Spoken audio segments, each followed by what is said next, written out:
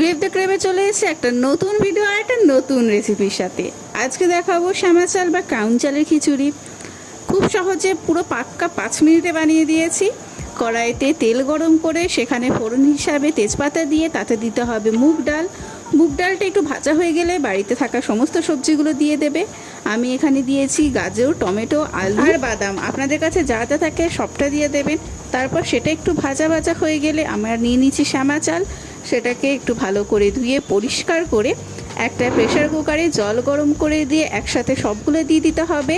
চালটা আর আমাদের আগে থেকে ভেজে রাখা মশলাগুলো সবটা দিয়ে পরিমাণ মতো নুন, হলুদ, জিরে গুঁড়ো আর সামান্য পরিমাণ ধনে গুঁড়ো দিয়ে প্রেসার কুকারে 2টো সিটি মারলেই ব্যাস রেডি হয়ে গেল আমাদের খিচুড়ি। যে কোনো ব্রত পালন বা উপোসের সময় যখন লক্ষ্মী খেতে নেই তখন এটা একবার বাড়িতে বানিয়ে খান, অবশ্যই ভালো লাগবে। যদি ভালো লেগে থাকে ভিডিওটা একটা লাইক এবং সাবস্ক্রাইব করে পাশে থাকবেন।